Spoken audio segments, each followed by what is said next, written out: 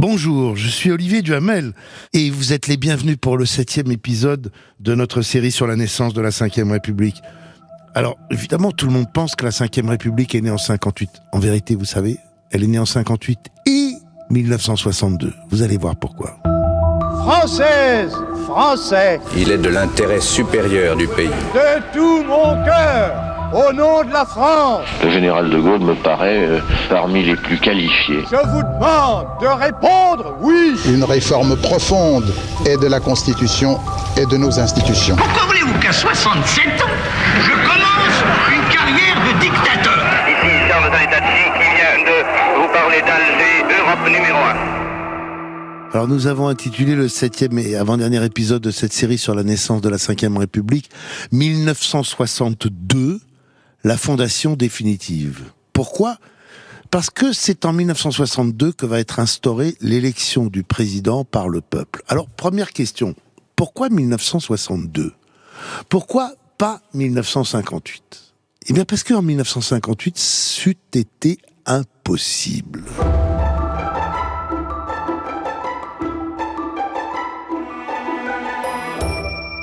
Souvenez-vous, De Gaulle est arrivé au pouvoir parce que finalement la classe politique l'a accepté. Parce que finalement les grands partis politiques français, sous la menace d'un coup d'État, se sont dit mieux vaut De Gaulle, mais jamais ils n'auraient accepté, jamais l'élection directe du président.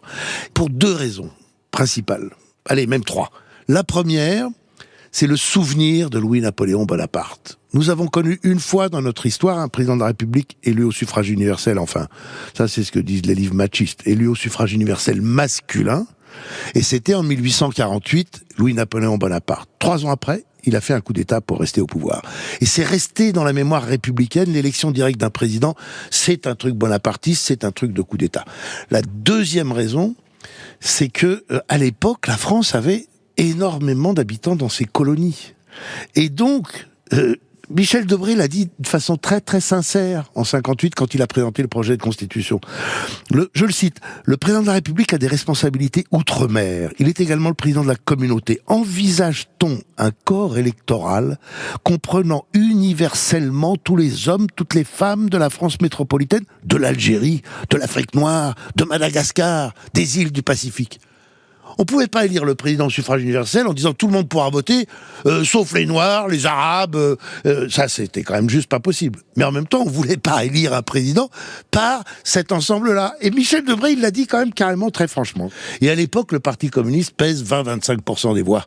Et donc Michel Debré dit on va quand même pas élire un président au suffrage universel direct avec un Parti communiste qui pèse 25% des voix. Pour toutes ces raisons, en 58, c'est impossible. Mais un mois après ce discours de Michel Debré, c'est le référendum où déjà on voit l'affaissement communiste, puisque le oui l'emporte de 80% et au-delà. Et 4 ans après, les pays d'Afrique noire sont devenus indépendants. Et surtout, la guerre d'Algérie est terminée. L'impression générale qui prévaut est nette. Le cessez-le-feu a été accueilli en Algérie avec un sentiment de soulagement mêlé d'espoir. Soulagement comme espoir qui ne peuvent être que renforcés ce soir, en raison d'une part du petit nombre d'attentats à déplorer, d'autre part de l'absence de ces manifestations de masse dont on peut toujours craindre qu'elles dégénèrent. À Alger même, pas un cri, pas un drapeau, pas un cortège. Des militaires en barrage ou en patrouille partout, fouillant tout, même les militaires, même les généraux. J'ai vu un 2 étoiles en grande tenue montrer ses papiers à un 2e classe du contingent. Si vous êtes fidèle à notre série, vous avez peut-être reconnu la voix de Julien Besançon, cette voix toute particulière de ce grand reporter de l'époque, et c'était donc sur Europe 1 le 19 mars 1962, juste au moment du cessez-le-feu en Algérie, donc de la fin de la guerre d'Algérie.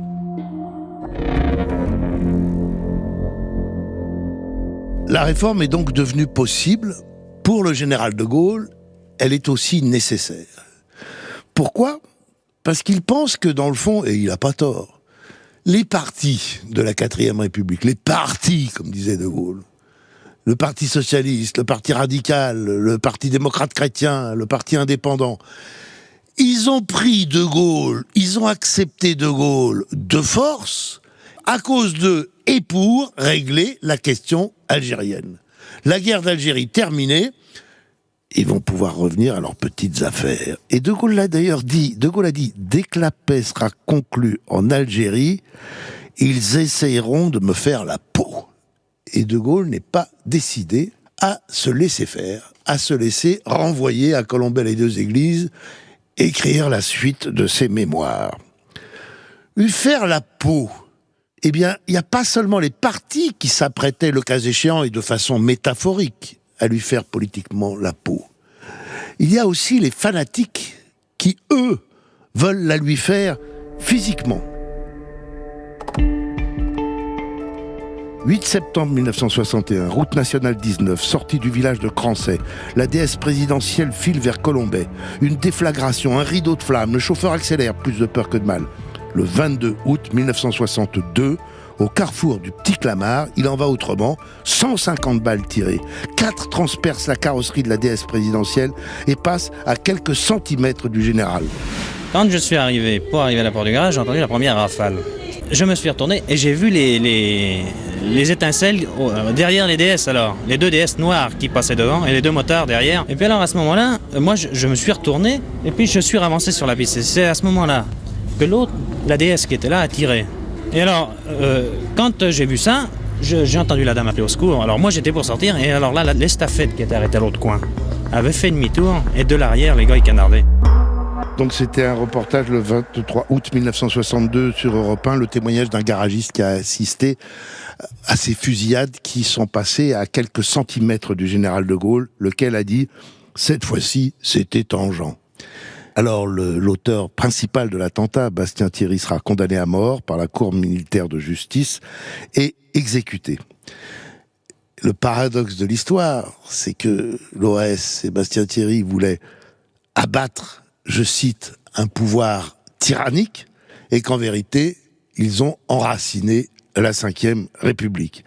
Le général de Gaulle saisit l'occasion, d'ailleurs il le dira quelques jours après, un petit peu plus, le 4 octobre 1962 dans son allocution radio-télévisée, « Les attentats perpétrés ou préparés contre ma vie me font obligation d'assurer après moi une République solide, ce qui implique qu'elle le soit au sommet. » Donc l'attentat du Petit Clamart est l'occasion.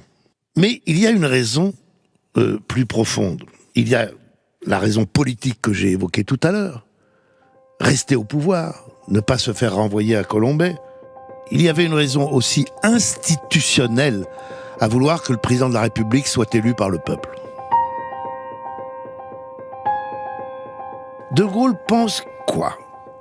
Résumons, simplifions, sans caricaturer. On l'a dit d'ailleurs au début de notre série. Il faut que la France soit grande. Pour que la France soit grande, il faut que l'État soit fort. Pour que l'État soit fort, il faut que le président soit puissant.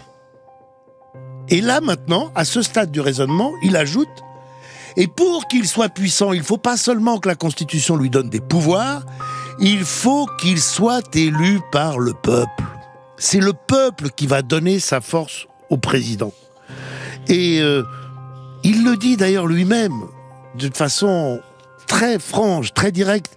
Écoutez cet extrait de l'allocution du général de Gaulle du 20 septembre 1962, dans laquelle il annonce aux Français qu'il veut cette grande réforme.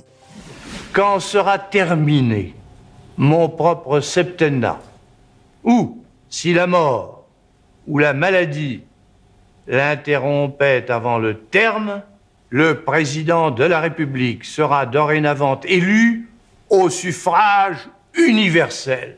Par quelle voie, sur ce sujet qui touche tous les Français, par quelle voie convient-il que le pays exprime sa décision ? Je réponds, par la plus démocratique, par la voie du référendum.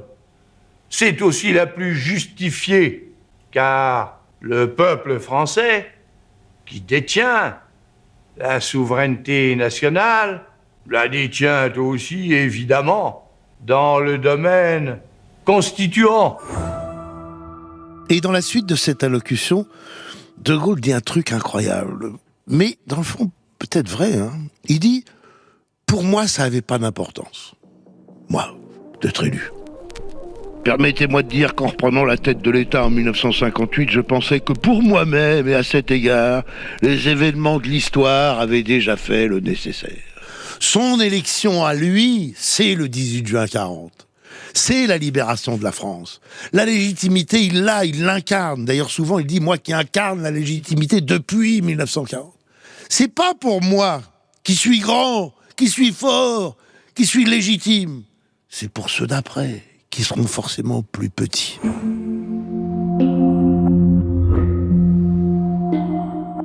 Sauf que, les partis politiques ne veulent pas en entendre parler. Les députés ne veulent pas en entendre parler. Les sénateurs ne veulent pas en entendre parler. Et va donc se dérouler une incroyable bataille politique.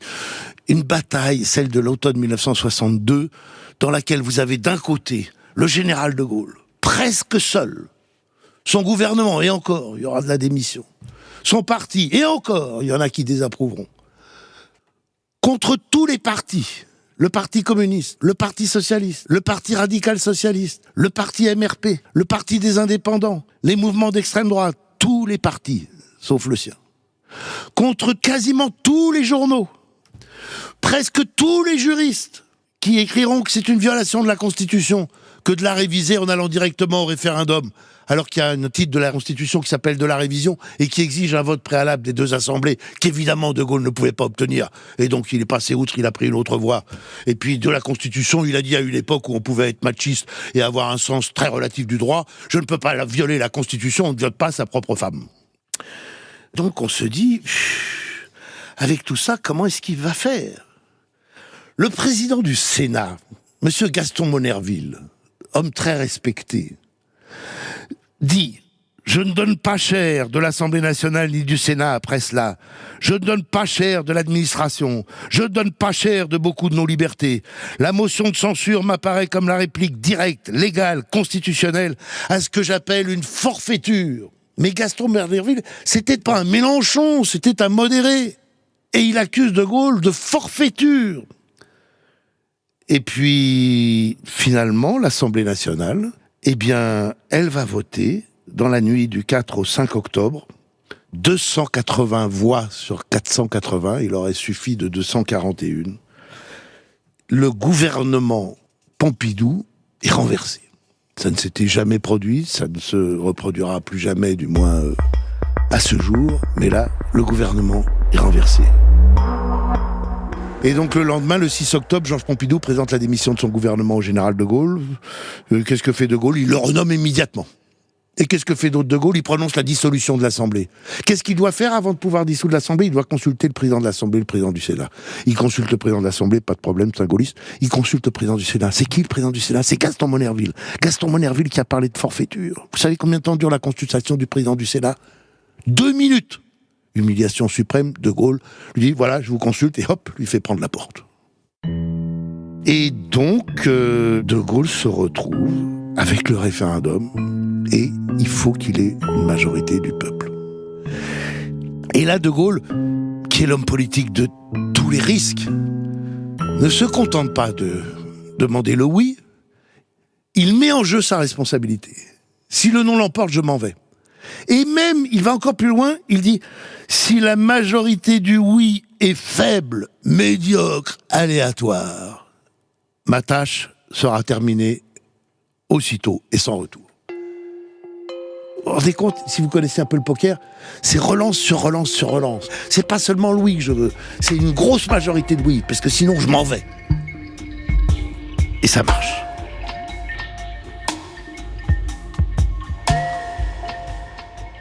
De Gaulle se reprend, De Gaulle revient, et hop, qu'est-ce qu'il fait là ? Allez, une relance de plus. Il demande aux Français de voter pour les gaullistes, pour ceux qu'ils soutiennent aux élections législatives. Tous les partis, sauf le gaulliste, se lient contre De Gaulle, créent un machin qu'ils appellent le cartel des noms, pour dire, au moins on va l'avoir à la deuxième bataille. On a perdu la première bataille, on a perdu celle du référendum, on va gagner la deuxième, celle des législatives.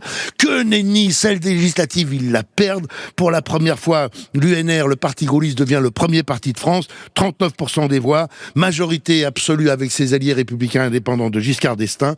Les vieux partis sont laminés, le parti gaulliste l'emporte, le président sera élu au suffrage universel direct, la Ve République perdurera. C'est la grande victoire de De Gaulle, c'est l'enracinement pour longtemps de la Ve République.